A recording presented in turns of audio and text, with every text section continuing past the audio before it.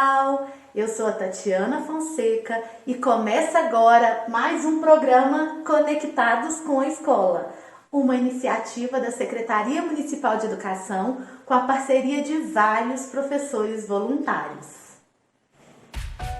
Hoje vou começar o programa recitando um poema escrito por Ariadne Silva. Eu, cidadão. Ser cidadão é reconhecer a criança e o adolescente dando suporte quando doente. Ser cidadão é fazer parte de uma sociedade ainda hoje preconceituosa e cheia de maldade. Ser cidadão é ter os direitos e deveres reconhecidos pelo Estado, que na maioria das vezes não está do nosso lado. Cidadania para a criança, que em um país tão sujo e corrupto, a educação traz esperança. Cidadania é o que temos e devemos ficar ligados quando o Estado tenta tirar nossos direitos conquistados. Cidadania quando o necessitado que morre em um país na fila de um SUS não humanizado. O Estado nos diz que temos direitos e deveres assegurados, mas a cada dia um deles é retirado. A professora Jéssica Borges preparou a primeira aula de hoje. Nessa aula, ela vai trabalhar o consumo consciente da água, através da fábula visual O Camelo, o Burro e a Água, produzida e ilustrada pelo Sérgio Merlin. Também vai fazer uma experiência muito legal utilizando a água, o afunda ou boia, e explicará o porquê de algumas coisas flutuarem e outras não.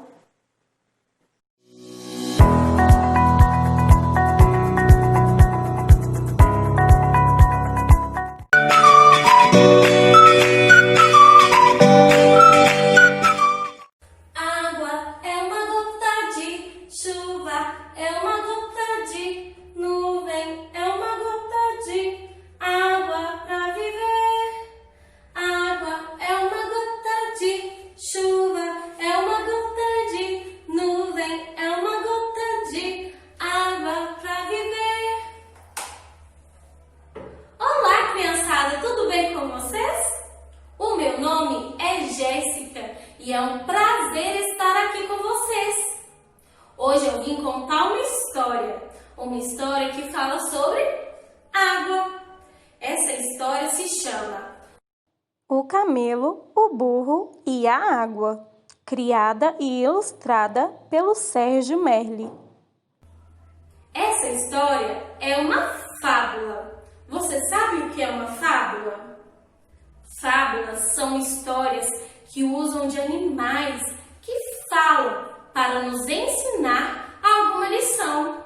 Então, quer dizer que nós vamos aprender alguma coisa hoje com essa história. Vamos então escutar. Antes, uma música vamos cantar? Vou te contar uma história, agora atenção, que começa bem no meio da palma da sua mão. Bem no meio tem uma linha ligada ao coração, que sabia dessa história antes mesmo da canção. Da tua mão, da tua mão, da tua mão. O Camelo, o Burro e a Água, produzido e ilustrado por Sérgio Merlin.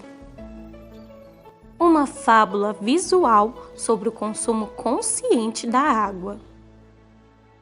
Essa história é sobre um dia que houve um problema no abastecimento da água de uma cidade. A cidade na qual morava o burro e o camelo. Eles eram vizinhos. Esse dia era um lindo dia de sol e o burro e o camelo acordaram bem cedinho.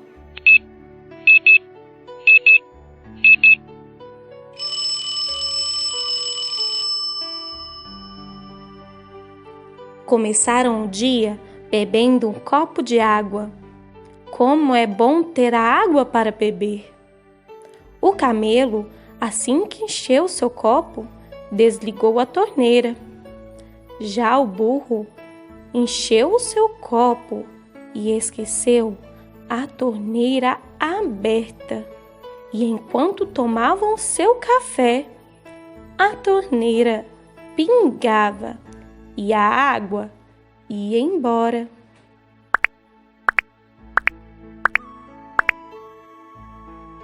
Após o café, foram escovar os dentes.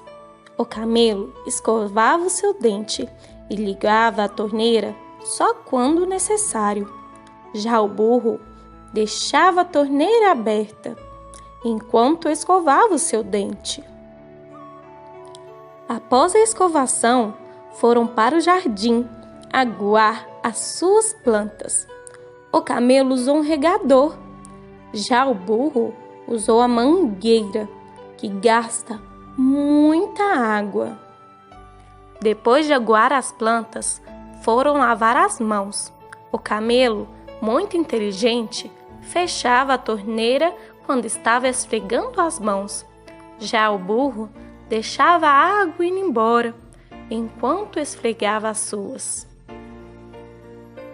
Na hora do banho, a mesma coisa aconteceu. O camelo fechou a torneira, se esfregou, enxagou e logo terminou. Já o burro ficou cantando, fazendo hora, brincando debaixo do chuveiro, sem nem pensar em desligar. E enquanto o camelo já havia terminado há muito tempo, o burro estava lá, brincando e cantando, debaixo da água que logo iria acabar.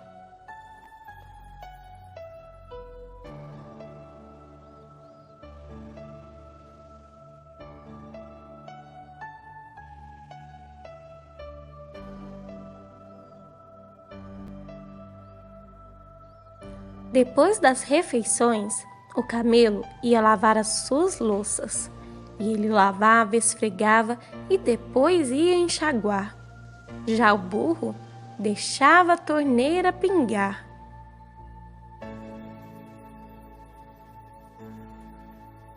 Assim que terminou, o camelo conferiu se a torneira estava bem fechada e foi então fazer os seus afazeres. E o burro não conferiu e deixou mais uma vez sua torneira pingando. Logo chegou a hora de dormir e todos eles foram dormir tranquilamente. Mas observem bem como está a caixa d'água do burro e como estava a caixa d'água do camelo. No outro dia, bem cedo, o camelo foi beber um copo de água, assim como fazia todos os dias. O burro também, mas a sua água havia acabado. Vocês sabem o porquê?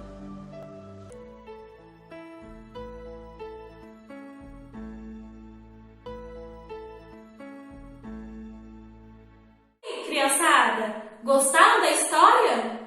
Agora eu quero saber, quem aí é igual ao camelo?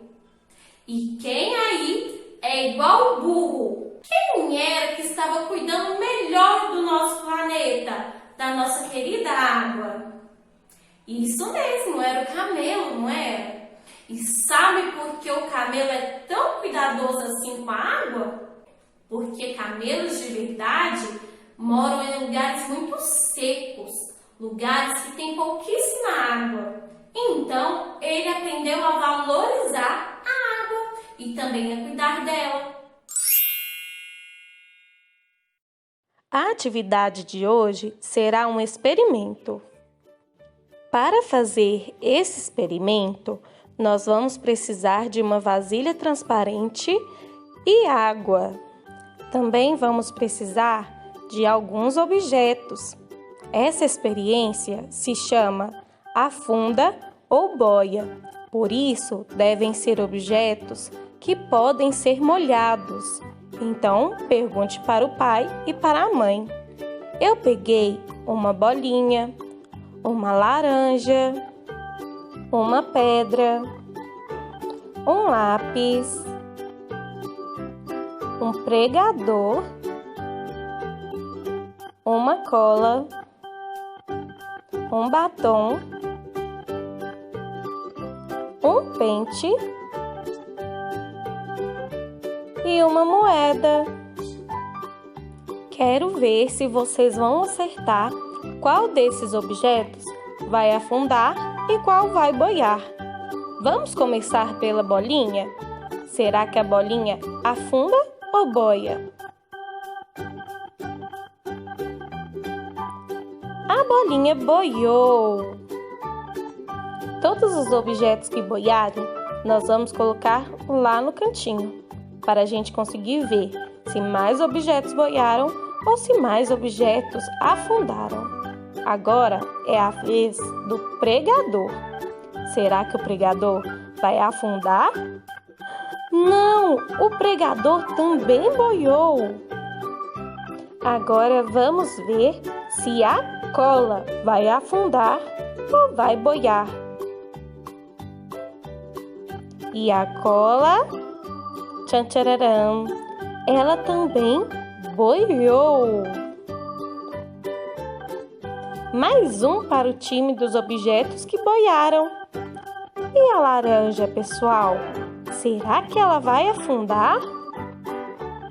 Ou será que ela vai também boiar? Vamos ver? E a laranja também boiou. Nossa, a maioria dos objetos que eu escolhi estão boiando. Vamos ver essa moeda. Será que a moeda vai afundar ou vai boiar também? 1, 2, 3 e... Nossa! A moeda afundou! Diferente dos outros objetos. Agora vamos ver esse pente. Será que o pente vai afundar também? Nossa, o pente também está boiando. Ele é um pouco grande para minha vasilha, mas a gente consegue ver que ele não quer afundar. Ele está boiando. Agora vamos ver o batom. Será que o batom também vai boiar? Ou será que, como a moeda, ele vai afundar? O batom também boiou. E agora nós vamos ver a pedra. Olha que pedra bonitinha. Vai boiar ou vai afundar? Nossa, a pedra, assim como a moeda, também afundou. Olha só. Agora, por último, nós iremos ver o lápis. Será que ele vai para o fundo do nosso pote ou será que ele vai boiar? O lápis também boiou. Mais um para esse time dos objetos que boiaram. E pouquíssimos objetos afundaram. Olha só. Vamos contar? Dos objetos que afundaram, nós temos 2 objetos. Agora, os que boiaram. 1, 2, 3, 4, 5, 6, 7 objetos. Você sabe por que alguns objetos boiam e os outros não? Isso ocorre devido à densidade desse objeto. Os que são mais densos que a água afundam, e aqueles que são menos densos do que a água boiam. Agora vamos ver juntos um vídeo do Show da Luna que vai explicar mais sobre os objetos que afundam e os que boiam. Enquanto isso, vou usar essa água para aguar as minhas plantas. Afinal, não podemos desperdiçar. Esse é o Show da Luna. Luna, Luna. pode isso? Cadê minha uva? Ela afundou, Júpiter. Puxa, mas eu tenho outras. Não, senhor. Luna, temos outras laranjas lá na cesta. Eu descasco uma bem gostosa pra você. Vem, vamos voltar. Também quero laranja, pai. Bem gostosa. Por quê? A minha laranja não afundou e a uva do Júpiter afundou. Como pode uma coisa tão grande boiar e outra tão pequenininha afundar? Dona Maçã, por que as uvas afundam e a gente flutua? Do, ré, mi, fá, sol, lá, si, do. Do, do. Agora sim. Acho que minha maçã vai cantar. Opa! Melhor não. O que flutua, o que afunda? Agora eu vou explicar. E pra não ficar boiando, é melhor me acompanhar. Flutua ou afunda? Afunda ou flutua? Um dos dois sempre será um objeto pra afundar ou flutuar. Esqueça seu tamanho e peso. Embora pareça estranho, nada disso vai importar. O que importa é a densidade, e o que conta é a densidade. Se o objeto for mais denso que a água, não se iluda, ele afunda. E se for menos denso que a água, intua, ele flutua. Flutua ou afunda? Afunda ou flutua? Um dos dois sempre será. Gostaram também dessa música? Ela é muito legal, não é? Agora eu vou embora, mas logo eu volto para outra videoaula. Um grande beijo e até a próxima. Tchau!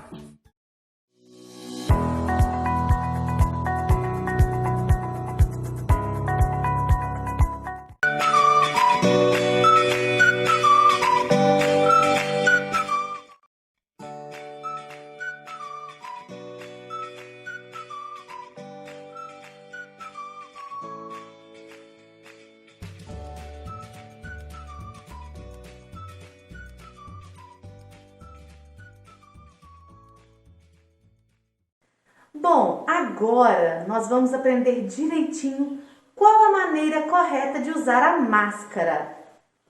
E aí, você sabe? Bom, eu vou tirar a minha aqui para eu saber direitinho qual a maneira correta, porque eu ainda tenho algumas dúvidas. E o pessoal do CRPE preparou uma aula explicando direitinho qual a maneira correta de usar a máscara. Vamos acompanhar?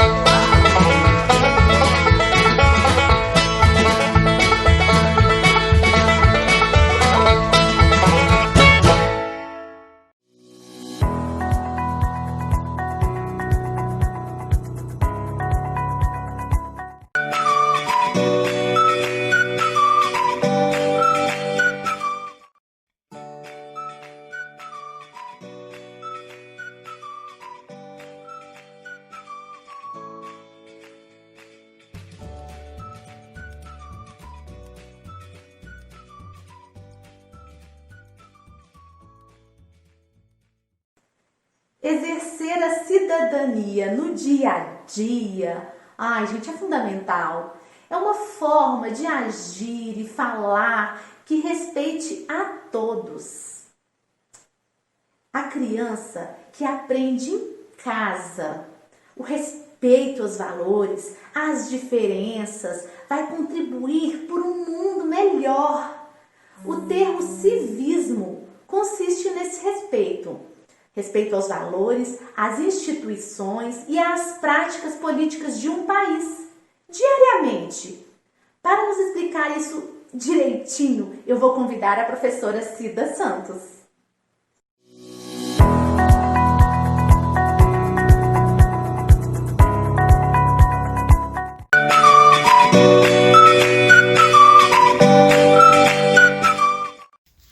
Olá, boa tarde. E hoje eu vim com o coração assim, ó, saltando do peito. Não é bom a gente estar feliz? Ai, todo dia é dia de ser feliz. E aí eu canto assim: tum, tum, tum, bate coração, oi, tum, coração pode bater. Sabe por quê que esse coração bate assim fora do peito? Porque eu estou falando com vocês, crianças. E hoje eu vou falar de duas palavras, ai, que cabem assim na cabeça e no coração de todo mundo, mas que as crianças às vezes têm dificuldade para saber o que é. Elas não entendem se a gente fala o nome, mas eu vou começar colocando aqui nesse coração algumas palavras e depois vocês vão saber direitinho de que é que eu estou falando. Vamos lá? A primeira palavra que eu vou colocar aqui, criança. Gente, que palavrinha mais doce, mais simpática, né? Mais amorosa. E com essa palavra é que eu vou começar a nossa aula hoje. Mas essa criança agora está dentro de uma outra palavrinha. Olha, está dentro da casa. Casa, que lugar agradável, que lugar confortável. É onde nós estamos, né? A gente já está cansado de ficar dentro das casas, mas o momento pede que a gente fique, que a gente se cuide, que a gente espere, né? E por que eu estou falando de casa e de criança? Porque, criança, dentro da casa que nós aprendemos os direitos e os deveres de cada um, né? Quando vocês acordam de manhã e que vocês arrumam o quarto, a mamãe não fica feliz, vocês estão ajudando a família, vocês estão respeitando a ordem, né, de cada um fazer as coisas. As crianças, o homem, a mulher, todos podem ajudar, todos podem contribuir.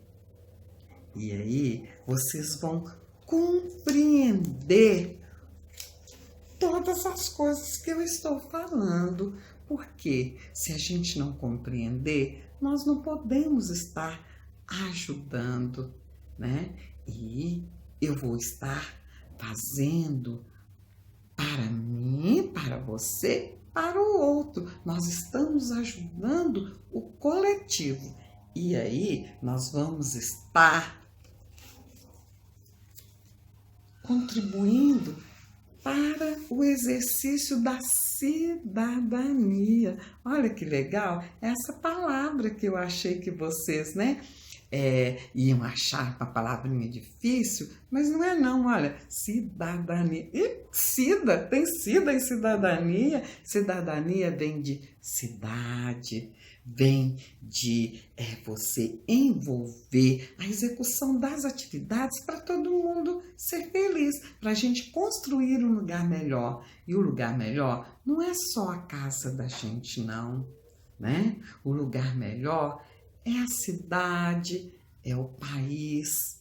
Então, tudo que a gente faz para contribuir com o bem-estar da gente e do próximo, nós vamos estar exercendo a cidadania. Nós temos os nossos direitos, mas nós também temos o nosso dever. E aí é um círculo. Outra palavrinha que eu vou colocar aqui, círculo, né? Círculo lembra de mundo, lembra que o nosso planeta tem essa forma arredondada, achatada nos polos, né? E é o lugar que a gente vive. A gente não quer construir um mundo melhor? Então, vamos começar na nossa casa. Vamos começar enquanto somos crianças, né? Vocês, porque olha, eu ainda tenho espírito de criança, né? Mas eu já sou uma vovó. Coisa boa.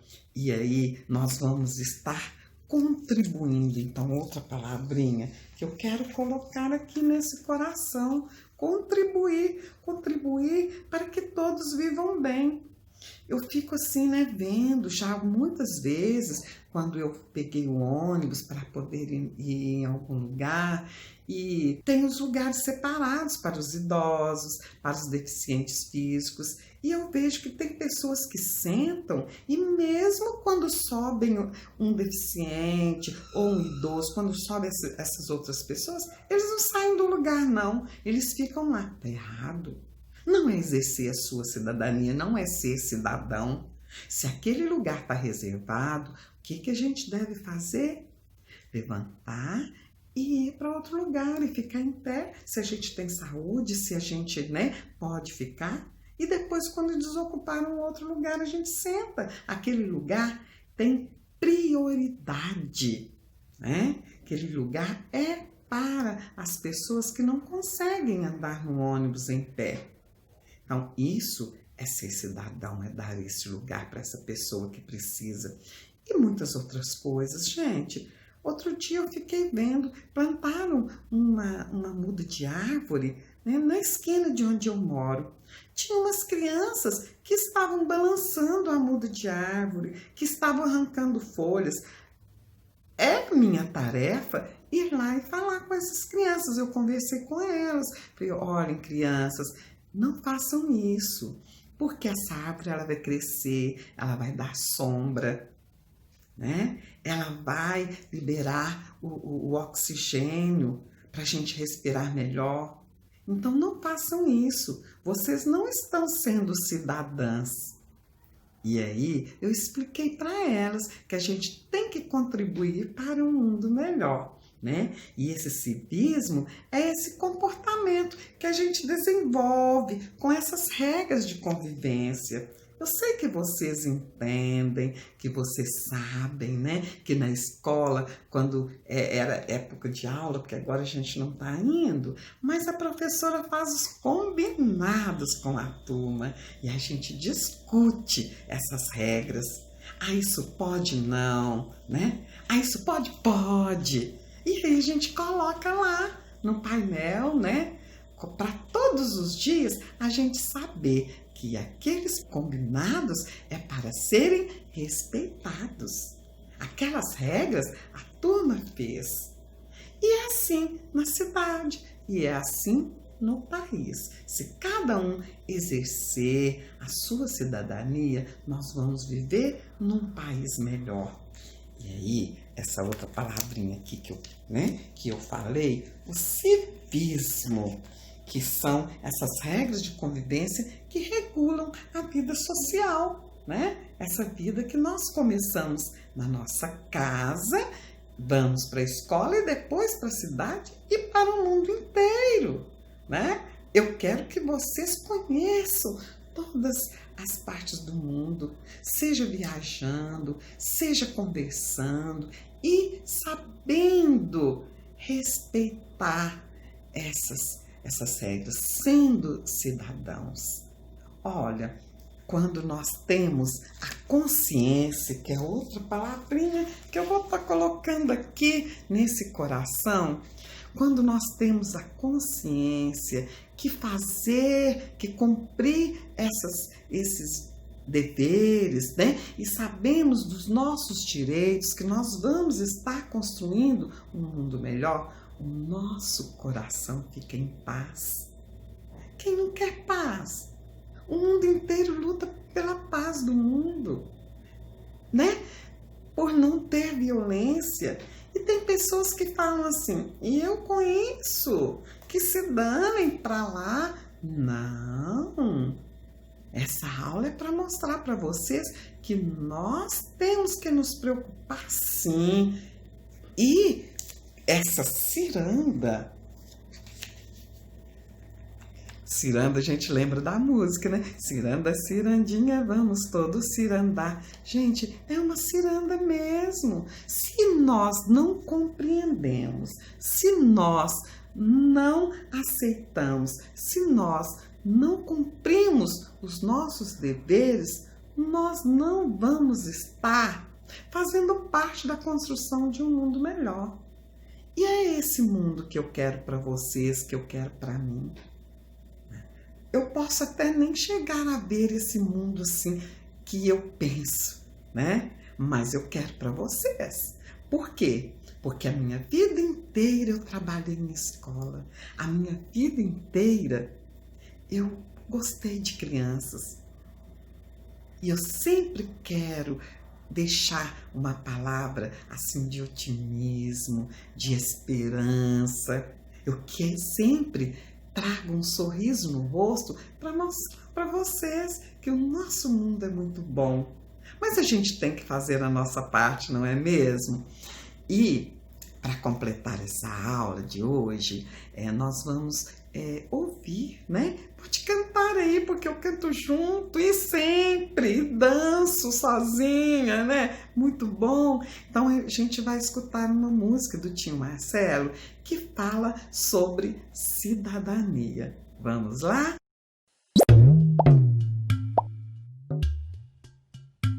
Toda criança tem direito à vida e à saúde. Toda criança tem direito à alimentação. Toda criança tem direito à família e educação. Então, cidadania. Meu Deus, mas que palavra mais difícil. Cidadania. Será que você pode me explicar? Cidadania. Meu Deus, mas que palavra mais difícil. Cidadania. Será que você pode me explicar? Ser um cidadão é exercer direitos e cumprir deveres para viver bem. É ter direito à vida, à liberdade, à igualdade, à propriedade perante a lei. E toda criança tem os seus deveres também. Cidadania. Meu Deus, mas que palavra mais difícil. Cidadania. Será que você pode me explicar? Cidadania. Meu Deus, mas que palavra mais difícil. Cidadania. Será que você pode me explicar?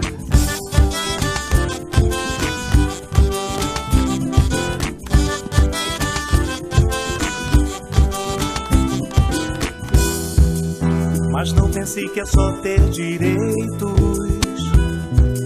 Crianças têm deveres também. Então vamos aprender os deveres que a gente tem. Dever de respeitar pai e mãe, de cuidar dos mais velhos também, de aceitar o amigo, não importa o jeito que ele tem. Dever de proteger a natureza, não maltratar animais, de estudar e passar na escola para a vida ter muito mais.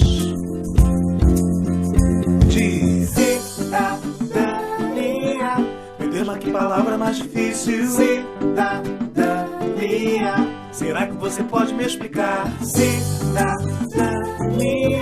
Meu Deus, mas que palavra mais difícil. Cidadania. Será que você pode me explicar? Cidadania. Meu Deus, mas que palavra mais difícil. Cidadania. Será que você pode me explicar? Cidadania. Ah, agora eu entendi. Eu já coloquei o coração ali para vocês ficarem vendo, né? E aprendendo mais um pouquinho, porque cada vez que eu olho para o coração e vejo aquelas palavras, eu vou lembrar. E aí eu vou fazendo uma tempestade cerebral. Ai, Cida, tempestade cerebral? E eu vou falar para vocês o que vocês vão fazer. É uma atividade bem bacana, que eu faço sempre aqui. Então, vocês vão pegar uma folha qualquer, de um caderno velho, de uma folha de rascunho. Vão pegar essa folha e vão dobrar assim no meio. Porque eu vou ter que escrever vocês, né? E aí, eu não quero que os outros vejam que eu estou escrevendo, não. Aí vocês vão cada um para um lugar e vão fazer os combinados. A gente não falou de combinados? Então, vou fazer os combinados. Podem começar com a letra C mesmo, ou então, gente, com uma sílaba. Eu quero A com B e A, com C e A, né? Então, vamos fazer um combinado. Você com as outras pessoas que vão fazer a brincadeira. E aí, vocês estipulem um tempo. Marca no relógio, 5 minutos, 10 minutos, né? Para quando a criança ainda não sabe escrever muito bem, vai demorar mais um pouquinho, mas eu sei que consegue, porque criança nunca vi esperteza assim, né? Aí, pega um lápis, uma caneta e marca esse tempo e olha, vocês vão fazer a tempestade cerebral. Vão lembrando das palavrinhas e vão colocando no papel. Combinado era com C e E. Quantas palavras? Com C e I. Quantas palavras que tem? E vão escrevendo. Acabou o tempo. Abram o papel, né, a folha, e vamos contar quantas cada um fez. Pode brincar à noite com a mamãe, com o papai, com seu irmão, pode brincar final de semana, se tiver mais pessoas em casa, melhor ainda, né? Vocês vão descobrir um montão de palavras. E aquelas pessoas que escreveram palavras que vocês não conhecem, gente, pega o dicionário, pergunta para o Google que vai responder e aí vocês vão ficar cada vez mais espertos, né? E hoje descobriram o significado de cidadania, de civismo, e com essa tempestade cerebral vão descobrir muito mais.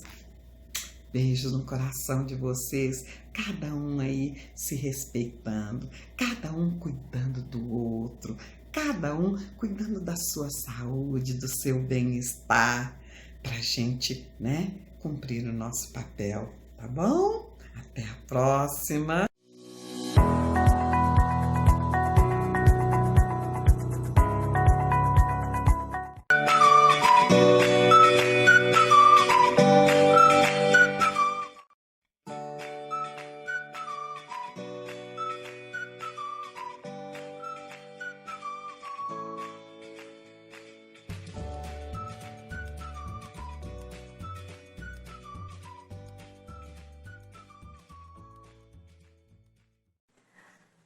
Ai, você já pensou em ter outro nome?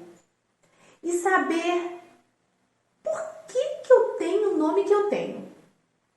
Bom, o seu nome faz parte da sua identidade, desde que a sua certidão de nascimento, foi registrada em cartório. O identifica na sociedade. Mas é comum as crianças acharem outros nomes bonitos ou engraçados.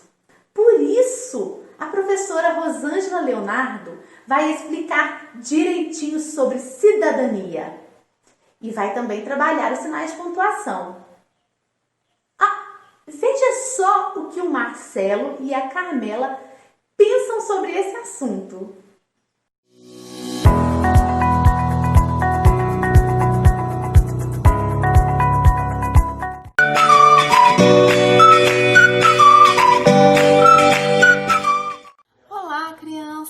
Eu sou a professora Rosângela Leonardo e hoje a gente vai falar sobre 2 assuntos muito interessantes. Primeiro, você sabe por que você tem o nome que você tem? Não sabe? E o segundo assunto são os sinais de pontuação. Para que servem os sinais de pontuação? A gente vai descobrir isso hoje juntos. Nome da gente: Pedro Bandeira. Por que é que eu me chamo isso e não me chamo aquilo? Por que é que o jacaré não se chama crocodilo? Eu não gosto do meu nome, não fui eu quem escolheu.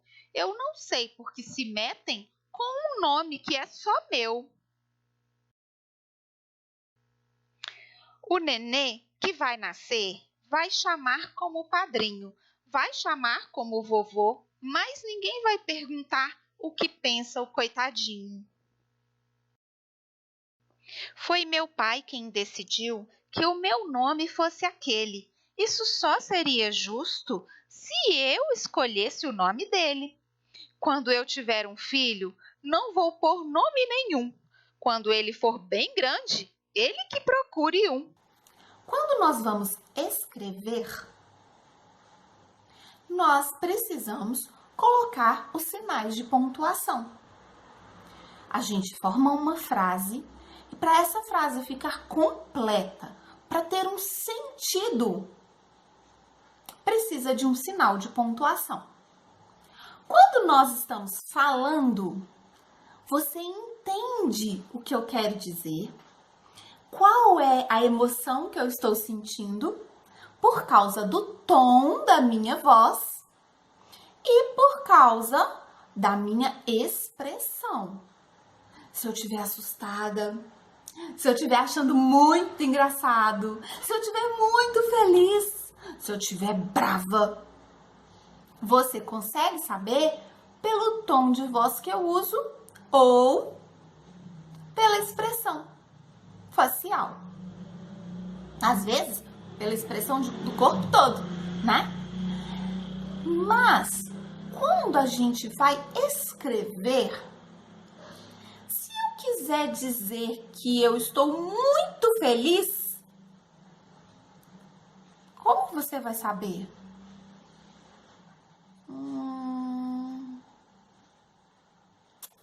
Nós vamos aprender isso agora. O ponto final indica o final de uma frase que contém uma afirmação ou negação sobre alguma coisa. Geralmente, a entonação não varia. O sinal de reticências, que são esses 3 pontinhos, um do lado do outro, indicam que o pensamento não foi concluído, ou um som que continua, como o de animais ou do relógio. A vírgula indica pausas na leitura para enumerar uma série de coisas ou para fazer explicações durante a frase. O ponto de interrogação indica que está sendo feita uma pergunta direta. Portanto, deve ser lida como se você estivesse fazendo uma pergunta. O ponto de exclamação indica uma emoção. Admiração, surpresa, espanto, medo, susto, alegria. A entonação da leitura deve ser a da emoção apresentada no texto.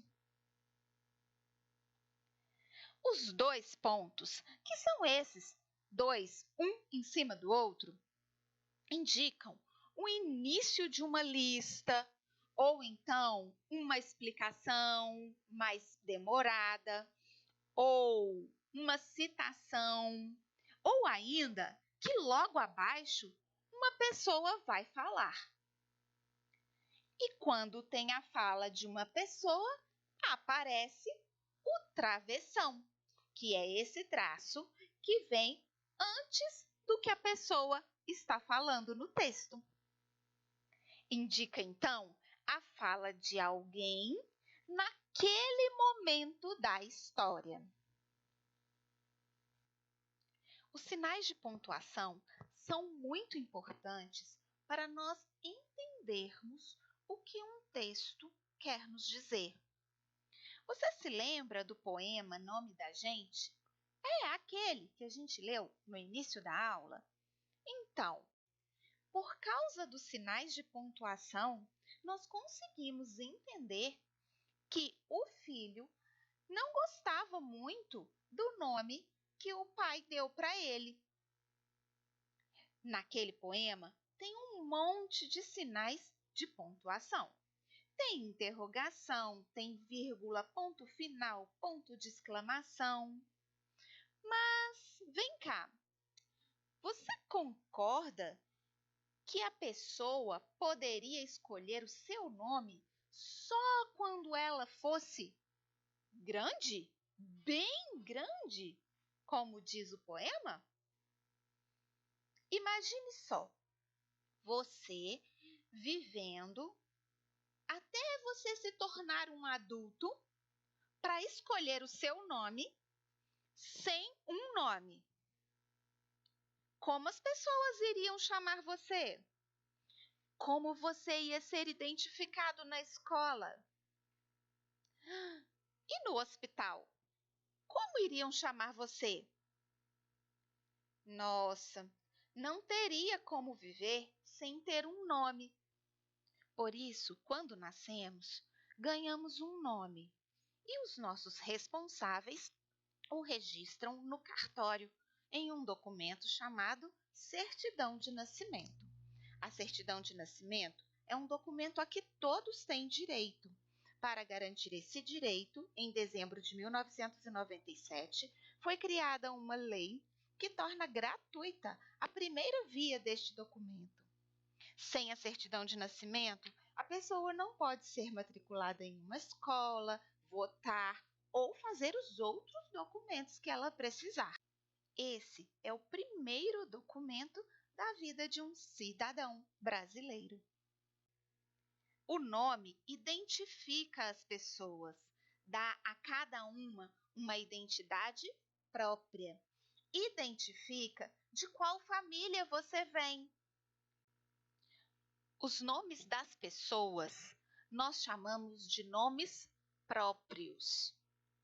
E por esse motivo, toda vez que vamos escrever os nomes das pessoas, o meu, o seu, o nome do papai, o nome do vovô, nós escrevemos o nome começando com a letra maiúscula, mesmo que o nome esteja escrito durante a frase.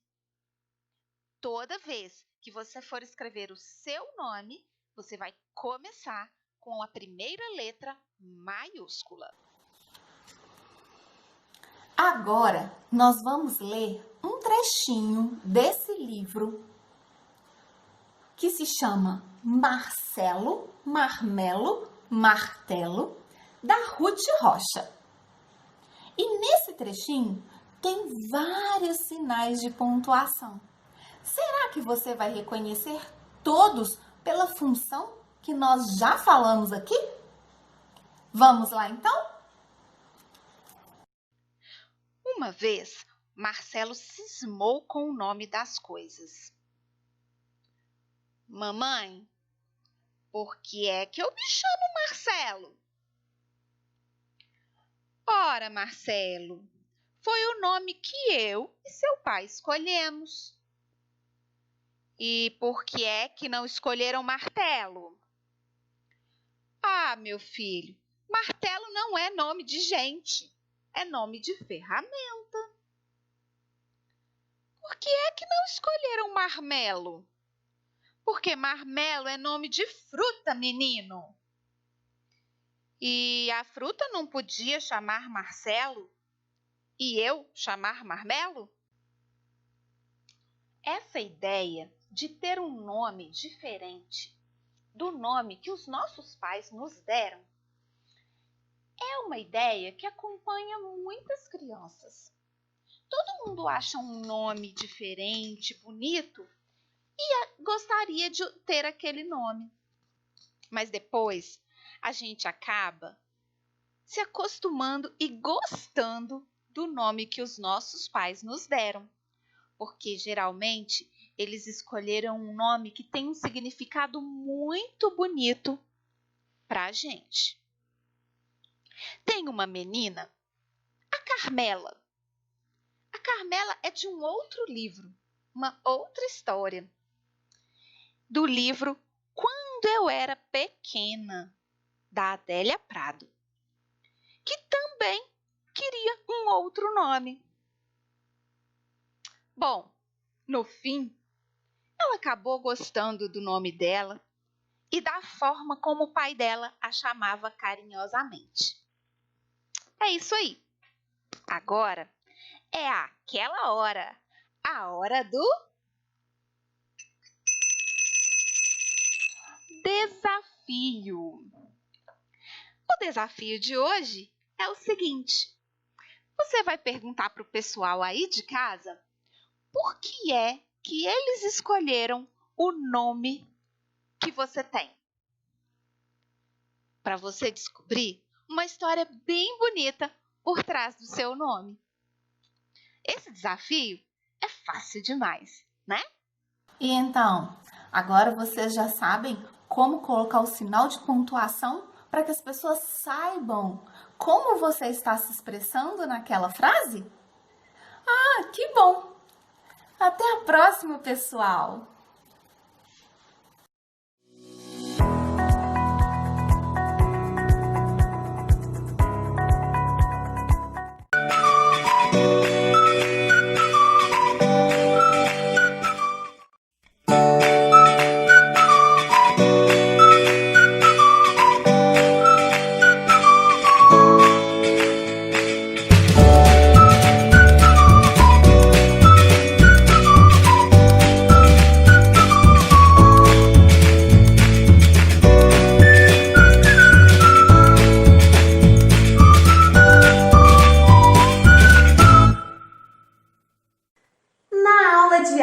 Do professor Otávio Arantes de hoje, vamos conhecer várias linguagens da arte visual. Bom, como o próprio nome diz, são aquelas artes que interagem com a nossa visão. Vamos conhecer pessoas, lugares de nossa cidade que têm diversas artes visuais. E assim, aprender um pouco mais sobre a diversidade cultural. Vamos lá?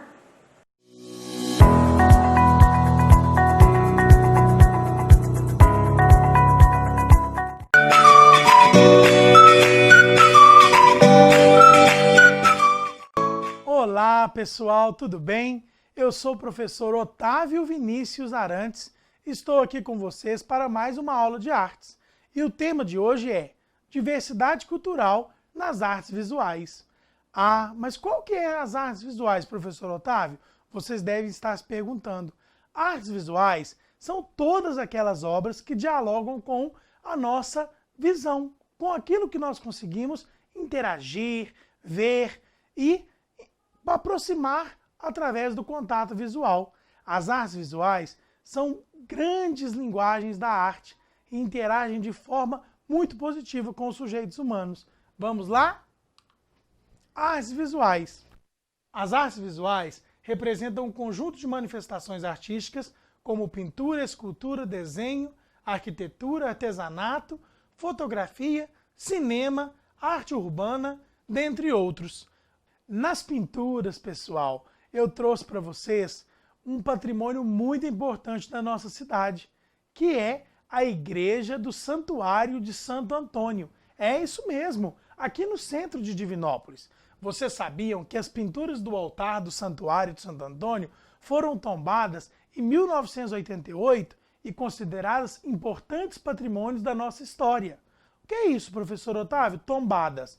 Todo patrimônio que é considerado importante para os processos culturais e históricos de cada cidade são tombados. O processo de tombamento é quando algum conselho, algum instituto, seja a nível municipal, quer dizer, na cidade, ou estadual no estado, ou federal, que é nacional no Brasil inteiro, reconhece o patrimônio histórico como algo importante para os processos culturais e históricos de quem mora naquela comunidade. Dessa forma, pessoal, as pinturas da matriz do Santuário de Santo Antônio são patrimônios culturais importantíssimos. E o desenho? O desenho que eu tenho certeza vocês fazem na aula, fazem na escola, fazem em casa. Diversas pessoas trabalham e também utilizam o desenho de forma por hobby, ou seja, para distrair ou para passar o tempo. O desenho é uma arte maravilhosa e existe há muitos anos. Prova disso são as pinturas rupestres. Os homens da pré-história já desenhavam naquele tempo. Prova disso são as pinturas rupestres, que estão aí para a gente identificar o quão importantes são os desenhos na vida do sujeito humano. Tenho certeza que muitos de vocês que estão aí me assistindo já desenharam ou estão até mesmo desenhando. Se não desenharam ainda, vamos colocar nesse processo de confecção de desenho. Tenho certeza que vocês vão aproveitar e vão identificar e descobrir que são verdadeiros artistas. Outra linguagem é a arquitetura. Esse elemento que está presente nas construções, né, das cidades, e eu trouxe para vocês aí um importante prédio da nossa cidade, que também é um patrimônio tombado, ou seja, é um patrimônio importante para a cultura de nossa cidade, para os processos históricos e culturais. Ele faz parte de uma construção antiga, né? É um casarão que foi construído no século passado e ainda está de pé. Vocês podem observar que a construção dele é diferente das casas atuais. Isso quer dizer que a arquitetura muda de acordo com os anos. Nós temos, por exemplo, várias casas que são identificadas de forma diferente pelos aspectos que são construídas. Isso é um dos elementos da arquitetura. E o artesanato? O artesanato, essa maravilhosa arte que está ligada com a produção das pessoas, a produção humana.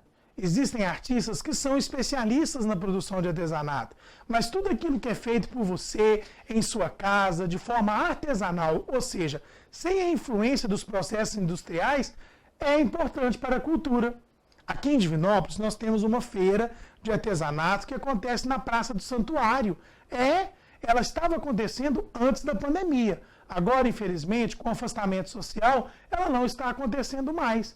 Mas nós podíamos encontrar lá esse elemento das artes visuais, que é o artesanato, que está ligado à colcha de crochê, aos tapetes, às bonecas de pano e tantos outros elementos e objetos que constituem o artesanato. A fotografia, esse elemento muito importante de interação do ser humano, surgiu há tempos atrás. E nós, desde quando ela surgiu, viemos aperfeiçoando e estamos interagindo a todo instante com os meios de fotografia. Quem de vocês aí não gosta de postar uma foto na rede social ou tirar um... eu sei que muitos aí gostam. Então, eu trouxe justamente uma fotografia de uma pessoa que eu gosto muito, que é o professor Lucas Ferreira. Ele é escritor, professor e também gosta muito de registrar os seus momentos, registrar os lugares que visita pela fotografia. Então eu peguei essa foto dele e nessa foto o Lucas Ferreira registra a igreja do Santuário de Santo Antônio por uma poça de água. Isso mesmo. Se vocês observarem, a igreja está sofrendo um reflexo na poça de água. E o Lucas, com seu olhar atento, com a linguagem da fotografia, conseguiu captar essa imagem muito bem. Por isso, eu deixo aqui os meus parabéns para o Lucas. Ela consegue trazer esse elemento tão importante, como nós já vimos, que é o Santuário de Santo Antônio, e também utiliza-se de uma linguagem magnífica, que é a fotografia. E o cinema, pessoal, trouxe aqui a imagem de um local onde durante anos o cinema esteve presente em Divinópolis, que é o nosso Cine Alhambra. Vocês sabiam que Divinópolis já teve um lugar que era só de cinema e era uma sala muito grande? Hoje ela já não existe mais. Quer dizer, existe o prédio, o local. Vocês podem até visitar. Fica aqui na Minas Gerais, pertinho do Costa Rangel. Mas só podemos olhar por fora, pois por dentro ainda não podemos mais entrar. Mas aquela sala de cinema já foi muito famosa e exibiu diversos filmes. Hoje aqui em Divinópolis nós podemos ver os filmes lá no shopping, em outros locais. Cinema, assim como o teatro, é uma palavra de duplo sentido. Ou seja, existe a produção de cinema, que é a produção dos filmes, e existe também as salas de cinema, que é o local onde são exibidos os filmes. Então vocês podem ter acesso ao cinema tanto indo às salas, quanto assistindo da casa de vocês os filmes produzidos dentro da linguagem da arte visual, que é o cinema. E agora, hein, a arte urbana. Eu trouxe para vocês também uma imagem muito bacana que eu consegui aqui de Divinópolis. É isso mesmo! O artista Eli Costa, responsável pelo projeto Arte Favela de Belo Horizonte, tem atuado em Divinópolis. Vocês viram que bacana a imagem do Eli Costa? Ele tem um projeto para fazer outras obras de artes por meio da arte urbana em Divinópolis. Isso é muito bom, pois além de ocupar os espaços urbanos, a gente consegue levar a linguagem da arte visual para ocupar os espaços da nossa cidade. Vamos lá? E as esculturas, então, nossa, são tão magníficas. Nós temos aí diversos artistas que trabalham com a escultura. A escultura pode ser tanto em madeira, quanto em metal, quanto em pedra.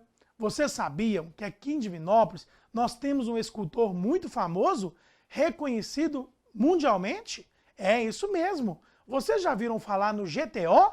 É, o GTO, o Geraldo Teles de Oliveira. Ele nasceu em Tapicerica, uma cidade pertinho aqui de nós, e veio para Divinópolis. Produziu diversas obras que são esculturas. Hoje, sua família continua o legado. O seu neto é o coordenador e continua produzindo diversas obras de esculturas no museu, na casa que também é museu, ali no bairro Niterói, pertinho de nós. Quando acabar a pandemia, podemos todos ir lá visitar. Tenho certeza que o Alex, que é o neto do GTO, vai ficar muito famoso. Vou deixar para vocês aí um vídeo que é um documentário produzido para a FLID, a nossa feira literária de 2017, onde o GTO foi homenageado. A TV Candidez produziu esse pequeno documentário falando um pouco sobre a vida e a obra do GTO. Vou deixar vocês aí um instante apreciando esse maravilhoso documentário, tá certo? Ele está disponível também no YouTube da TV Candidez. É só acessar que vocês vão encontrar. Apreciem e até daqui a pouco. A placa na entrada do museu já deixa um recado para quem pretende conhecer um pouco mais de sua história. Depois do sonho, o artista. Depois da obra, a memória. Geraldo Teles de Oliveira conseguiu cumprir o legado. Hoje, todas as suas obras estão na memória de quem conheceu um pouco de sua história.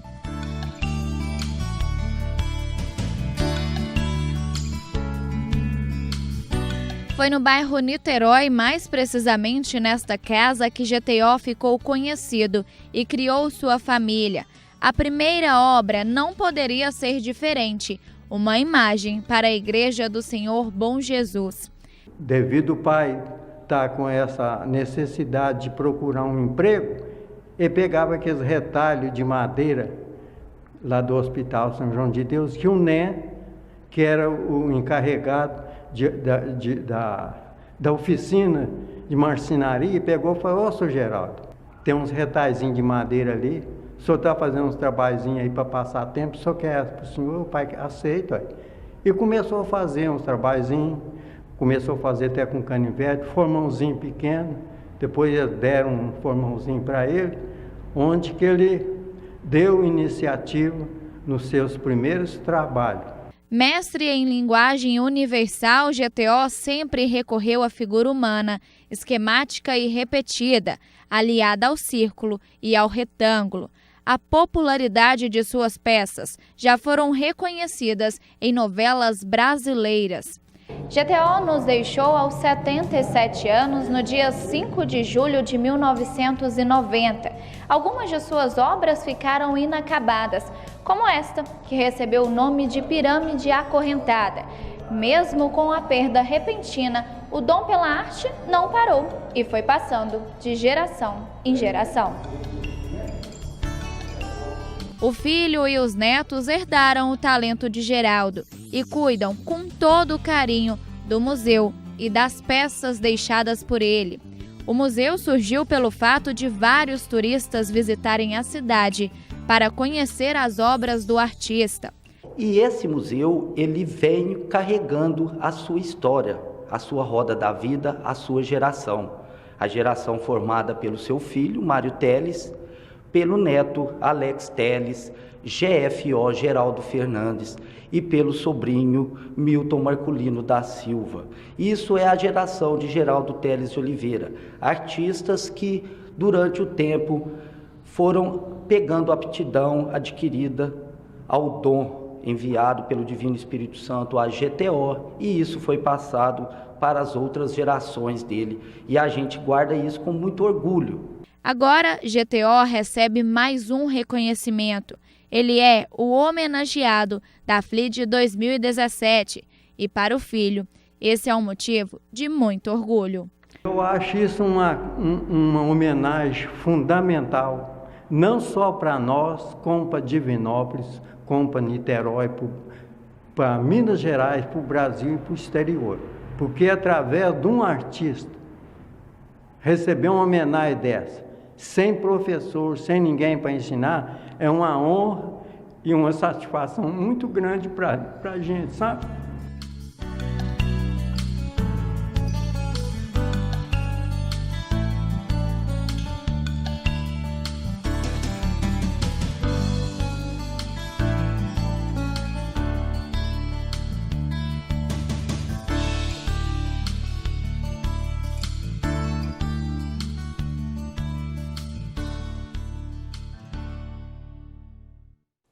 Pessoal, espero que tenham gostado do documentário. Eu tenho certeza que vocês aprenderam muito. E lembre-se do nosso combinado. Quando a gente voltar e essa pandemia for embora, nós vamos visitar esse museu que fica ali pertinho, no bairro Niterói. Agora, pessoal, vocês já conhecem vários gêneros, várias linguagens das artes visuais. Quero que vocês escolham uma e façam uma produção. Vocês podem escolher o desenho, ou a escultura, ou qualquer outra que vocês aprenderam aqui nessa aula de hoje. Quero que vocês guardem com muito carinho, seja esse desenho, seja essa escultura, e quando a aula voltar, levem e mostrem para os seus professores. Tenho certeza que eles vão ficar muito felizes. Abraço a todos, muito obrigado e até a próxima!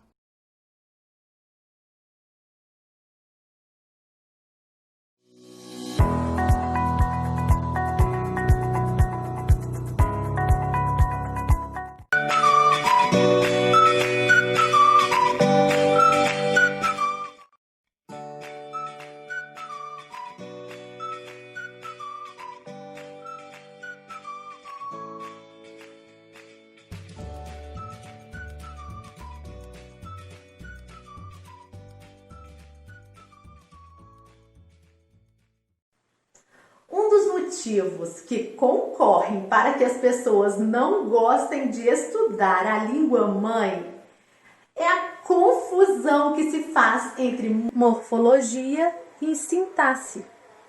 Nesta aula, o professor Elmo Fernandes vai ajudar você a identificar os termos de um período no que se refere à classe a que pertencem, a morfologia, e a função desempenhada por eles.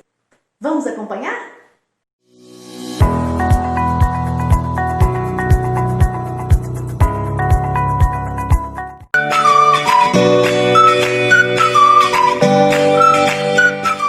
A minha disciplina é língua portuguesa, espero que vocês gostem, ok? Vamos à luta então?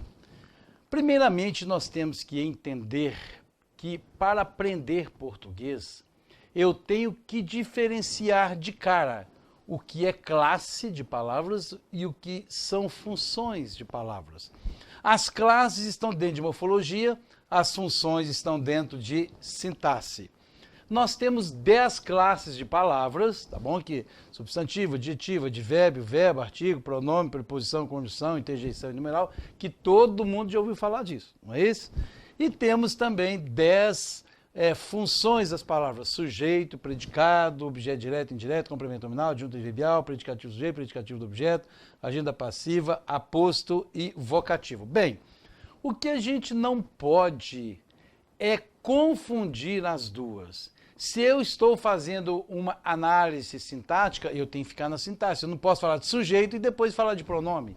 Eu não posso falar de complemento nominal e falar de adjetivo, ok? Mas, professor, como é que vai ficar isso na prática? Então vamos lá na prática. Veja bem o que acontece. Eu tenho aqui o seguinte período. Meus alunos desenvolvem projetos ambientais. Se eu perguntar aqui qual é o sujeito, eu tenho certeza que você já sabe. Quem é que desenvolve projetos ambientais? Meus alunos. Então, meus alunos aqui é o sujeito, ok? Isso aí todo mundo sabe. Isso é o sujeito. Se eu estou falando de sujeito, eu já estou falando em sintaxe. Porque na morfologia, eu trato de quê? De substantivo, adjetivo, verbo, advérbio, etc. Então, isso aqui é um sujeito, ok? Isso é um sujeito. Ok, sujeito. Bem, o que sobra, aquilo que se afirma do sujeito, né? Ficar falando em sobra aqui é muito difícil. Aquilo que se afirma do sujeito, eu chamo de predicado, ok? Em linhas gerais, seria mais ou menos isso. Olha, então nós estamos fazendo aqui, já que eu estou falando em sujeito e predicado, não é análise morfológica, estou fazendo aqui análise sintática, ok? Análise sintática. Porque se fosse análise morfológica, será que dá para você guardar isso aí? Se for morfologia, aí eu vou dar um nome para cada palavra. Vejamos então aqui, olha, o que acontece aqui? Meus, na morfologia, você quer lembrar de novo o que é? O que eu estou falando? Veja bem. Morfologia, substantivo, adjetivo, verbo, advérbio, pronome, etc. Funções da palavra sintaxe, sujeito, predicado, objeto, etc. Vamos lá então, hein? Vamos para a frase ali. Meus alunos, o meus está aqui dentro de morfologia, porque meus é um pronome. Aqui, ó, é um pronome possessivo, ok? Então, meus é um pronome dentro da morfologia, não posso confundir isso. Então, vamos lá. Meus é um pronome, ok? Opa. Meus é um pronome. Pronome. Alunos, substantivo. Vou ter que abreviar, viu? Desenvolvem é verbo, ok? Olha, vamos voltar para que você tenha ideia. Meus é pronome, alunos é substantivo, desenvolvem é verbo. Tudo dentro de morfologia. Projetos, substantivo, não é? Ambientais, adjetivo, porque está modificando substantivo. Então, nesse período aqui, meus alunos desenvolvem projetos ambientais, eu tenho aqui pronome, substantivo, verbo, substantivo e adjetivo. Isso é morfologia ou é sintaxe? Isso é morfologia, porque eu estou falando de classes de palavras, ok? Tudo que eu disser aqui estará dentro de uma das classes. Mas eu vou apagar aqui agora, ok? Vamos apagar tudo isso aqui. Se eu começar a fazer a sintaxe, vamos lá. Vamos fazer sintaxe. Voltando, quem é que desenvolve projetos ambientais? Nós já dissemos agora há pouco que são os meus alunos, ok? Meus alunos. Então, esse meus alunos aqui estará dentro de, já que eu estou perguntando quem desenvolve, meus alunos, então é sujeito. Ok, minha gente? Sujeito. Meus alunos é sujeito. Todo mundo sabe que alunos é o núcleo do sujeito. Vamos ganhar um tempinho aqui. Núcleo do sujeito. Só que se alguém perguntar o que é meus, tem aluno que responde assim, pronome possessivo. E não é. Por que não é pronome possessivo? Porque agora eu estou falando de sintaxe. Meus alunos é o sujeito. Alunos é o núcleo do sujeito. E o que é meus, então, já que não pode ser pronome possessivo, professor? É o chamado adjunto adnominal. Em linhas gerais, é aquilo que está próximo do sujeito. Então eu tenho um sujeito aqui e tenho meus como adjunto adnominal. É o que está próximo do núcleo, não precisa estar só perto do sujeito, ok? Olha, gente, o que acontece é o seguinte, na análise sintática, na sintaxe, meus alunos aqui, como eu disse, são sujeitos, mas você se lembra que eu falei agora há pouco que meus é pronome possessivo e alunos é substantivo na morfologia, ok? Agora, desenvolvem o quê? Isso aqui nós vamos chamar de objeto direto, só para que vocês tenham uma ideia geral. E isso aqui nós vamos chamar de verbo transitivo direto, porque todas as vezes que eu tiver um objeto direto, eu tenho um verbo transitivo direto. Quando eu falo em verbo transitivo direto, quando eu falo em objeto direto, eu estou falando de sintaxe. Agora, vamos fazer uma revisão rapidinha aqui da morfologia? Se fosse morfologia, vamos lá, hein? Se eu tivesse pedido morfologia. Meus é um pronome, lembram? Possessivo. Alunos, substantivo, estão lembrados disso? Desenvolvem é um verbo. Projetos é um substantivo. E ambientais é um adjetivo. O que eu quero mostrar aqui? Que há uma diferença entre morfologia e sintaxe. Morfologia eu vejo as classes separadas. Pronome, substantivo, verbo, substantivo, adjetivo. Na sintaxe eu vejo o quê? Sujeito, predicado, objeto direto, objeto indireto. Vocês não aprenderam o que é objeto direto, é só para mostrar essa nomenclatura. Objeto direto, sintaxe. Sujeito, sintaxe. Complemento nominal, sintaxe. Pronome, é morfologia. Verbo, morfologia. Substantivo, morfologia, ok? O que vai acontecer aqui? Se alguém perguntar para você, e isso aqui é importante, hein? O que é alunos? Na gramática, nós temos aqui nesse período alunos. O que é aluno? Você vai perguntar o seguinte para a pessoa, na morfologia ou na sintaxe? Porque agora você já sabe. Ora, se a pessoa disser na morfologia, você fala assim, com licença, é um substantivo. E se for na sintaxe, ele é núcleo do sujeito. Está entendendo? Está entendendo? E o que é o meus? Você vai perguntar de novo, na morfologia ou na sintaxe? Que agora você já sabe. Na morfologia. Na morfologia é pronome. E na sintaxe? Na sintaxe, lembram? Na sintaxe é um adjunto adnominal. Aqui é o adjunto adnominal e aqui é o núcleo do sujeito. E os dois juntos na sintaxe, lembram? Lembram? Sujeito.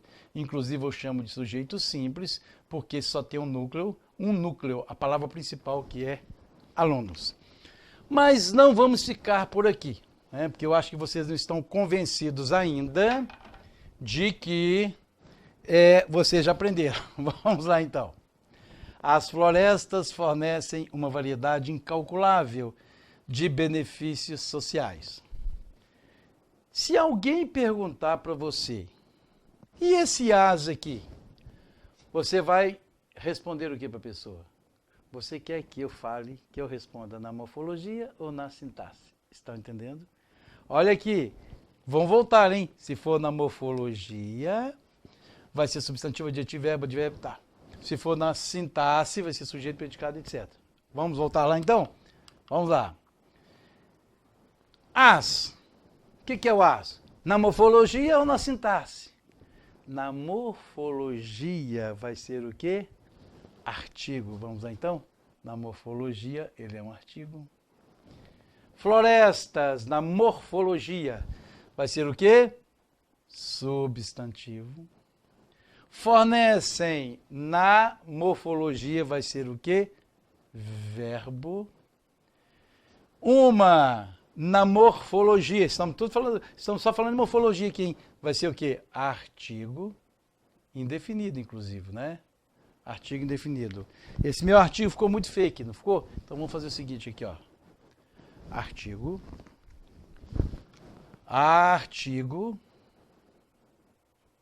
indefinido. variedade, substantivo. Incalculável, já pensaram em incalculável? Não está qualificando o tipo de variedade? Então é o quê? Adjetivo. De preposição ligando uma palavra a outra. Incalculável de benefícios. Isso aqui é preposição. Qual a função da preposição? Ligar uma palavra a outra. Benefícios. Benefício é uma coisa que existe? Existe, então é substantivo. Ok, substantivo. Sociais não são qualificativos de benefícios? Como é que chama aquela classe que qualifica um substantivo? Chama-se adjetivo.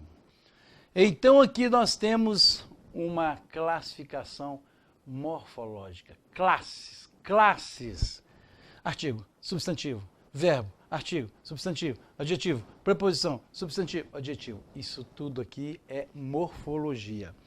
Agora vamos fazer uma gracinha aqui e passar isso para uma possível sintaxe, ok? Suponhamos que você estivesse fazendo uma análise sintática disso aqui. Eu vou primeiramente perguntar ao verbo, não dá para a gente aprender tudo hoje, mas já vou dando as dicas aqui. Nós vamos perguntar ao verbo. O verbo fornecem. Quem é que fornece uma variedade incalculável de benefícios sociais? Hein? Quem fornece isso? As florestas. Então, as florestas aqui é um sujeito. E é um sujeito simples, porque só tem um núcleo, que é floresta, uma palavra principal. Sujeito simples. Ok. Dentro desse sujeito simples, se caísse uma prova para você, por exemplo, perguntando o que é floresta? As florestas, sujeito simples, ok. Mas só florestas que tiver grifado lá. Só florestas. Então você vai dizer o seguinte, ó, núcleo do sujeito. E o as? Aí você responde assim, artigo definido. E já errou. Esse aqui é o problema que as pessoas não gostam de português. Porque esse as aqui não é artigo definido nessa classificação sintática. A função sintática dele, aquilo que está ao lado do núcleo, como é que se chama mesmo? Adjunto adnominal. Professor, mas eu aprendi a minha vida inteira que os, as são artigos definidos. São artigos mesmo, mas você diz que é adjunto adnominal. Na sintaxe. Na morfologia ele continua sendo artigo, florestas continua sendo substantivo. Por que eu estou falando?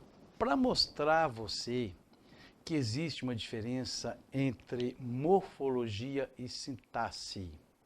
Morfologia você vê essas classes. Agora aqui não, aqui você vê a função. Ok? Aqui nós vamos ter, você não vai aprender agora, mas olha, fornecem o quê? Uma variedade incalculável de benefícios sociais. Fornecem o quê? Objeto direto. Se isso aqui é um objeto direto, o verbo é um verbo transitivo direto. Não vem ao caso agora, porque senão confunde a sua cabeça e a gente não quer que você saia dessa aula meio doidinho, meio doidinha, né? Vamos ver o próximo aqui. Saúde é o tema mais discutido atualmente no mundo. Eu vou fazer uma pergunta básica aqui para ver se você está entendendo essa aula de hoje. Alguém está perguntando para você, em tempos de pandemia você está tendo aula? Estou tendo aula. Então responda para mim, o que é saúde? Aqui, nesse período, o que é saúde? Você vai responder o quê? O que você vai responder? Você quer que eu responda na morfologia ou na sintaxe? Ok? Aí a pessoa fala assim, responda aí na sintaxe. Ok. Sintaxe, você vai lembrar de quê? Você vai lembrar de sujeito, predicado, objeto direto, objeto indireto, complemento nominal, não é isso? A pessoa pediu para você responder na sintaxe. Saúde, não é isso? Então vamos lá. O que é o tema mais discutido atualmente no mundo? Saúde, não é? Então, saúde aqui, nesse contexto, será um sujeito. E é um sujeito simples porque só tem um núcleo, ok? Sujeito simples. O que é o tema mais discutido atualmente no mundo? Saúde.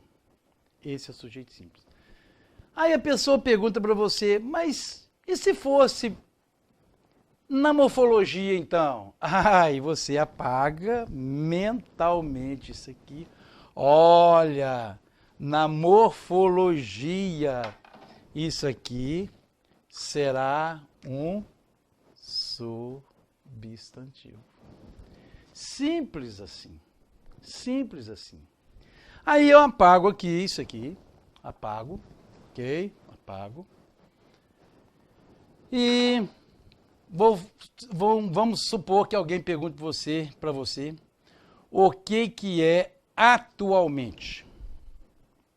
Ora, se a pessoa perguntar o que é atualmente, você vai responder a ela o seguinte: na morfologia ou na sintaxe? Aí a pessoa diz assim, na morfologia.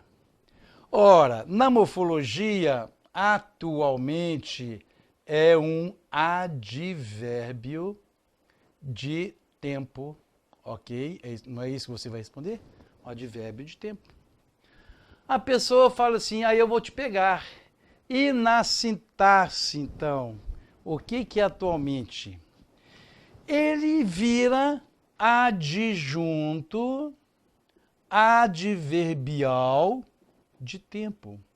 Esta é a diferença entre advérbio e adjunto adverbial. O advérbio você estuda na morfologia.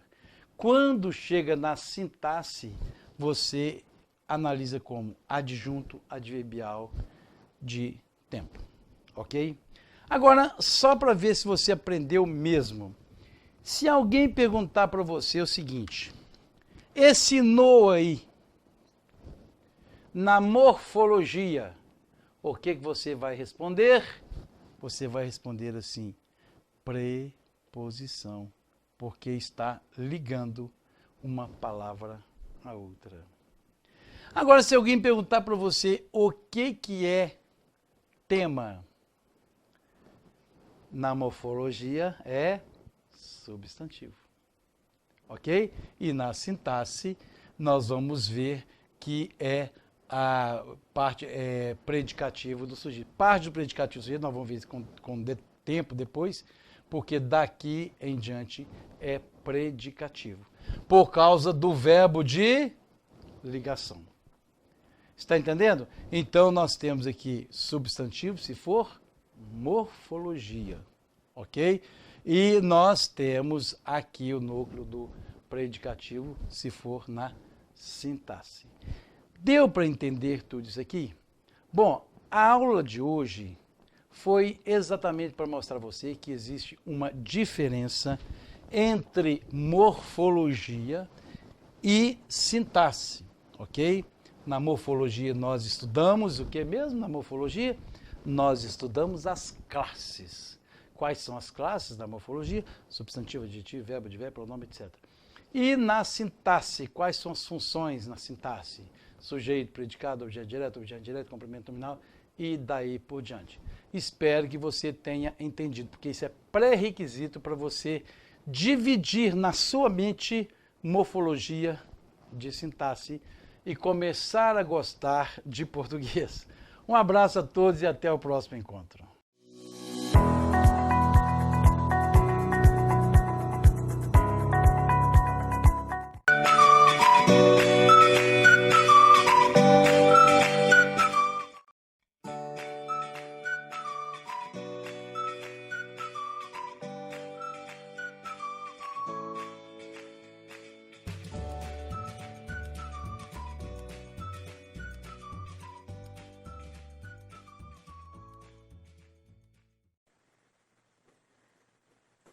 A imagem que vem à sua mente quando pensa sobre o continente africano?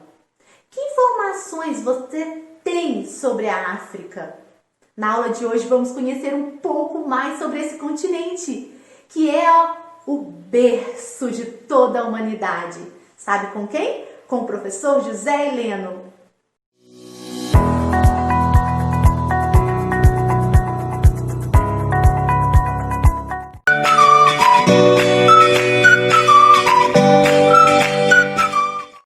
África, um continente que faz parte da nossa história. Hoje nós vamos conversar especificamente sobre o continente africano, que é um continente que está muito presente na história dos brasileiros e brasileiras. E para começar, eu gostaria de perguntar para vocês, quais informações você tem sobre a África? Quais as notícias que você costuma ver, ouvir, ler nos jornais, na televisão, na internet sobre a África? Muitas pessoas têm uma imagem estereotipada da África, uma imagem que é muito equivocada sobre a história, a realidade africana. O que é um estereótipo? O que significa este conceito? O estereótipo, ele é uma meia-verdade, ou ele é uma mentira que encobre de fato a verdade. Por exemplo, quando as pessoas dizem as mulheres são frágeis, este é um estereótipo sobre a mulher. Uma imagem que busca se atribuir a todas as mulheres, e que é falsa. Há mulheres frágeis e há mulheres fortes. Quando diz-se, por exemplo, que o homem não chora, é um outro estereótipo do homem durão. Isso não é a realidade. Há homens frágeis, há homens que se emocionam e há homens que estão durões, assim como há mulheres também que estão duronas. Então, o estereótipo, ele nos impede de conhecer de fato a realidade. E dos estereótipos vão nascendo os preconceitos, as discriminações, e assim por diante. E aí agora, sobre a África, nós temos uma série de estereótipos e o nosso esforço aqui hoje é no sentido de desfazer alguns desses estereótipos. Primeiro, a África é o terceiro maior continente. Ora, muita gente ainda fala da África ou pensa que a África é um país, como se todos os africanos e africanas fossem iguais, falassem a mesma língua, tivessem uma mesma religião, uma mesma história. Isso não é verdade. A África é o terceiro maior continente e possui 54 países. Alguns desses países possuem mais de 70 grupos étnicos diferentes. Veja, é uma questão importante também. Então a África ela é marcada por uma grande diversidade. Nos diversos países africanos nós temos formas de viver diferentes, nós temos países africanos em que a maioria é branca, países africanos em que a maioria é negra, e assim por diante. Outras questões sobre a África que muitas vezes a gente não vê no noticiário, ou que por causa de um estereótipo sobre a África, a gente não tem muita clareza. Vamos lá, olha, a África é um continente que apresenta uma rica diversidade natural e cultural. Veja, você tem aqui a imagem do Monte Kilimanjaro, que fica situado na Tanzânia, que é um país africano, e que permanece coberto de neve durante todo o ano. Muita gente tem a ideia da África apenas como um deserto, como um lugar seco. Não, na África nós temos montes gelados, temos florestas tropicais, e temos também deserto. O deserto do Saara é o maior deserto quente do mundo e ele se localiza no continente africano. Mas para além de termos aí o maior deserto do mundo, nós temos também no continente africano o segundo maior rio do mundo, que é o Rio Nilo. Veja, então por essas imagens a gente já percebe que o continente africano ele tem uma grande diversidade natural, Rio, Nilo, os desertos, as florestas tropicais, os montes gelados, e tem ainda grandes riquezas naturais. O continente africano, ou no continente africano, são encontrados 2/3 dos diamantes e mais da metade do ouro de todo o planeta Terra. Então, é um continente com uma grande riqueza, né? Infelizmente, isso não significa que essa riqueza está dividida igualmente, né, entre o povo africano. Isso não é verdade, né? Um outro estereótipo também que a gente precisa desfazer é o estereótipo de que a África é um continente em que as pessoas vivem em tribos, né? Isso não é verdade, né? Nós temos grandes cidades modernas, né, na África. Por exemplo, aqui nós temos, né, à direita uma imagem da capital do país que se chama Angola, que é Luanda, né? E do lado esquerdo da tela nós temos a cidade do Cabo, que é a capital da África do Sul, né? Cairo, no Egito, né, à direita aqui da tela, né? E Moulay Idris, que fica no Marrocos, né, aqui à direita da tela. Veja, então, são imagens aí de grandes cidades africanas, como essa também aqui no Zimbábue, né, e também Kampala, que é a capital da Uganda. Então, essas imagens, elas já nos mostram, né, que esse estereótipo de que o continente africano é um continente em que as pessoas vivem apenas em tribos, ele precisa ser desconstruído. Temos aqui ainda uma imagem de Addis Abeba, que é a capital da Etiópia, e de Abuja, que é a capital da Nigéria, né? Veja, são cidades modernas, são metrópoles, assim como nós temos no Brasil, Belo Horizonte, Salvador, São Paulo, Rio de Janeiro. E no continente africano, nós vamos encontrar também tribos. Assim como nós encontramos aldeias, né, indígenas no Brasil, nós vamos encontrar no continente africano, por exemplo, a tribo Xangana, na África do Sul, né? Outras tribos que também são encontradas, Zulu, no Moçambique, Rimbas, na Namíbia. Veja, é uma outra questão também que marca, né, a realidade aí do continente africano, né? O povo africano é um povo que tem características diversificadas, né, como eu já disse, né? E as pessoas possuem aí diferenças marcantes, né? Elas falam um vasto número de diferentes línguas, né? Elas praticam diferentes religiões, elas vivem em uma variedade de tipos de habitações, né? E se envolvem com um amplo leque também de atividades econômicas.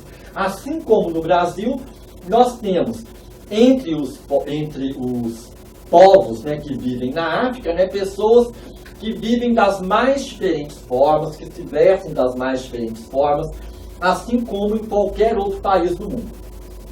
E eu gostaria de apresentar para vocês aqui agora algumas personalidades importantes da África, né? O primeiro, sobre o qual eu quero falar, é o Nelson Mandela, né? Nelson Mandela é seguramente o maior líder político do século XX em todo o mundo, né? Nelson Mandela enfrentou uma luta muito forte contra o apartheid na África do Sul, que é um país que fica ao sul do continente africano, né? Nelson Mandela foi preso justamente por causa da sua luta contra o apartheid, que era um regime que segregava brancos e negros, e ele ficou 27 anos preso, né? Mesmo da prisão, ele continuava sendo uma liderança. E tem um fato na história do Mandela que eu me emociono sempre que eu me lembro dele, que ele, depois de estar 22 anos preso, isolado, sem contato com seus familiares e amigos, né, o governo da África do Sul foi até ele e propôs a ele um acordo, né, que ele seria libertado caso ele pedisse ao CNA, Congresso Nacional Africano, que era o partido ao qual Mandela pertencia, que parasse de lutar contra o apartheid. Mandela, depois de 22 anos preso, preferiu continuar na prisão a trair a luta contra o apartheid, né? Uma atitude digna, né, de um grande ser humano, né, que de fato colocava a luta contra o racismo em primeiro lugar e não seus interesses, né? Mandela foi preso, ficou preso até a década de 90 e depois ele se candidatou a presidente das primeiras eleições da África do Sul, também na década de 90, em que os negros e negras puderam votar e puderam se candidatar. Ele foi eleito presidente e continuou ainda sendo uma grande liderança mesmo depois do seu mandato. Agora, algumas personalidades africanas que estão vivas, né? porque o Mandela morreu, infelizmente, em 2013, né? A Chimamanda Adichie. Chimamanda Adichie é uma escritora nigeriana, uma escritora premiada internacionalmente. Alguns livros dela já foram publicados no Brasil, como O Sol Amarelo, né? E além de ser uma mulher que tem uma vasta luta e antirracismo e uma luta feminista, né? É uma escritora que tem muitos romances publicados em diversas línguas, inclusive na língua portuguesa, né? Chimamanda Adichie é uma nigeriana cujos livros vale a pena a gente conhecer. E este grande escritor moçambicano, que é Mia Couto, né? Mia Couto, ele inclusive acabou de publicar um outro livro este ano, né? Ele tem dezenas de romances publicados, muitos deles publicados no Brasil, como Terra Sonâmbula, As Areias do Imperador, né? E é um escritor também reconhecido em todo o mundo, né? Bom, para além disso, só para a gente desfazer aí esse estereótipo, eu quero mostrar outras imagens também de africanos e africanas, né? Um médico cientista da África do Sul, uma equipe médica, né, também da África do Sul, um trabalhador aí de uma mina de ouro, uma sala de aula na escola de Accra, né, que é a capital de Gana, né, um supermercado na cidade de Luanda, uma loja de calçados também na cidade de Luanda, né, capital da Angola, né, um mercado que fica no Cairo e do Egito, a feira na cidade de Maputo, que é a capital de Moçambique, né? Então veja, são realidades muito distintas desse estereótipo sobre a África. Agora nós temos povos tribais, como temos no Brasil também, né? Veja, aqui eu trouxe agora a imagem de uma tribo, que é a tribo Surma, né? Essa tribo ela é composta por um povo isolado no sudoeste da Etiópia, e suas mulheres têm como costume o uso de discos de madeira em seus lábios, né? As mulheres colocam esse disco de madeira nos lábios, assim como no Brasil nós temos em alguns povos indígenas que têm o hábito de colocar um disco de madeira nos lábios, né? Ou na orelha. Outra característica, outra imagem muito bonita também de tribos africanas é dessas tribos aqui da Nigéria, né? Eu quero chamar a atenção aqui para esse tipo de tatuagem. Veja, algumas escarificações. Eu não sei se vocês sabem, mas as tatuagens que hoje, né, os nossos jovens, adolescentes usam, tem também uma relação aí com essa origem africana. Só que esta tatuagem aqui, ela é feita, né, não com tinta, né, com uma escarificação na pele, e há desenhos muito bonitos feitos aí pelos povos africanos no próprio rosto, no próprio corpo, né, com essas escarificações, como nós podemos ver nesta imagem, nesta e nesta, né. Quero chamar a atenção também para a arte africana, né, as máscaras africanas, que possuem desenhos aí elaborados, né, e são utilizadas em cerimônias e rituais, e que muitas vezes a gente não tem clareza sobre isso, né. E como o Brasil é um país com uma grande população negra, né, o Brasil é o país com a maior população negra de todo o mundo fora da África, né, e nós temos, logicamente, uma cultura que é marcada pela herança africana. É por isso que a gente fala de uma cultura afro-brasileira. E eu gostaria agora de mostrar rapidamente aqui alguns elementos dessa cultura afro-brasileira que muito provavelmente você já viu, né, em diversos momentos. Por exemplo, na culinária, né, no alimento. Vejam, o pé de moleque, o quindim, o angu, a feijoada, a muqueca, o quiabo, a pimenta, a cocada, são todos elementos aí da culinária, né, que estão presentes no nosso dia a dia, no nosso jantar, no nosso almoço, nas nossas festas, né, e que tem uma origem aí africana, né, ou que os africanos trouxeram da África, ou que os africanos criaram e desenvolveram aqui, né. Na religião, a Umbanda, que é uma religião que surge no Brasil no início do século XX, né, e que ela é afro-brasileira, né. A Umbanda, ela foi criada aqui no Brasil por descendentes de africanos, e é uma religião muito bonita, muito rica, em que as pessoas têm um contato direto, né, com os orixás, que são elementos da natureza, e que revela também aí essa tradição e a presença, né, da cultura africana entre nós. Além da Umbanda, que é uma religião que surge no Brasil, nós temos o Candomblé, que é uma religião milenar, né? Essa religião ela é originária assim, da África, né? E que está presente no Brasil. Aqui em Divinópolis, por exemplo, nós temos vários terreiros de Umbanda e de Candomblé, né? E que fazem suas festas, né? Que cultuam o sagrado, né? Assim como nós temos as igrejas católicas, as igrejas evangélicas, né? E assim por diante. Outros elementos da cultura afro-brasileira no campo da música, por exemplo, o samba, né? Que é uma característica muito forte aí da cultura afro-brasileira, né? Que marca inclusive o cartão postal aí do Brasil. A capoeira, né? Que meninos e meninas, que os adolescentes gostam tanto, né? A capoeira, que é ao mesmo tempo um jogo, uma luta, uma dança, né, que foi criada aí pelos escravos fugidos, né, e nos quilombos, e que depois esses escravos fugidos, quando capturados, levavam para as senzalas e para os engenhos, e a capoeira acabava sendo também uma forma deles se defenderem, né, contra os senhores e contra os feitores, né.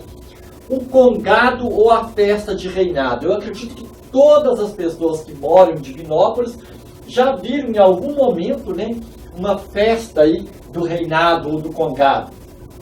Né? Há várias teorias sobre a origem do congado e do reinado, mas a mais aceita entre elas diz aí, né, da história do Chico Rei, um rei africano que foi escravizado, né, e que foi vendido para trabalhar numa mina em Ouro Preto, e que depois de conseguir a sua alforria, né, ele trabalhou para conseguir a alforria de diversos outros escravos que haviam vindo com ele, e eles começaram aqui a fazer a festa de reinado, né? E é uma festa religiosa muito bonita e muito presente na cidade de Divinópolis e em todo o centro-oeste mineiro. Vejamos alguns objetos aqui da cultura afro-brasileira que estão presentes aí no nosso dia a dia, né? A peteca, o tambor, o berimbau, a colher de pau, né? Veja, são questões que estão aí no nosso dia a dia e que muitas vezes a gente não tem aí essa informação, né, de que está ligado diretamente, né, a essa cultura afro-brasileira. Nas palavras que nós usamos, né, babá, bambolê, caçula, cachaça, caçamba, canjica, dengoso, fofoca, maluco, mingau, mochila, moleque, pamonha, sapeca, serelepe, uma lista enorme, né, de palavras que fazem parte do nosso dia a dia e que são palavras aí de origem, né, africana. E esta é importante que a gente tenha clareza disso, para que a gente saiba, né, que o povo brasileiro, né, esse povo aí que é marcado pela diversidade, é um povo que se construiu, né, a partir de diversas etnias, né? E nós somos diferentes, como diz o Chico Alencar, somos todos iguais, somos todos diferentes. E é isso que nos deixa contentes, né? Nós somos diferentes, mas temos direito também à igualdade. E para terminar, eu gostaria que a gente pensasse um pouco sobre essa questão. Afinal, nós somos diferentes ou nós somos iguais? E eu quero afirmar com vocês, olha, nós somos todos diferentes, nós somos todos iguais. Mas como é que é isso? Quem nos explica isso com muita clareza é o sociólogo português Boaventura de Souza Santos. Ele diz, olha, nós temos direito à igualdade, sempre que a diferença nos discrimina. Mas nós temos direito à diferença sempre que a igualdade nos massifica, né? Então, nós todos somos iguais, somos seres humanos, temos direito à liberdade, direito à igualdade, direito ao bem-estar, direito à alimentação, à escola, à saúde. Mas nós temos também direito à diferença e as diferenças precisam ser respeitadas, né? O que nós precisamos é entender que não é possível cultuar né, nenhum tipo de preconceito e que nós precisamos enfrentar, né, o racismo, enfrentar o machismo, a homofobia, para construir um mundo onde caibam todos e todas.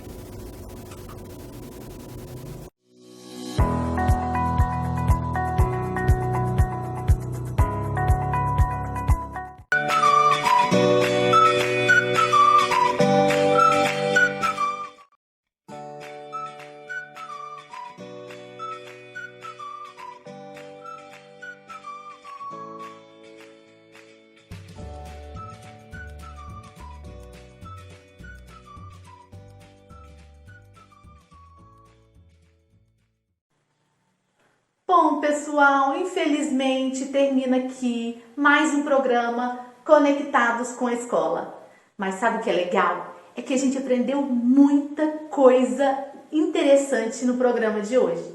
Aprendemos sobre cidadania, sobre diversidade cultural, sobre saúde, não é? Aposto que vocês gostaram também. Então agora me despeço de vocês. Mas antes, não se esqueçam, se vocês perderam o programa de hoje, é muito fácil. É só vocês acessarem o YouTube, no canal CRPE Divinópolis, que vocês vão acessar todo o conteúdo que já foi exibido nas aulas. Então, me despeço de vocês e até mais!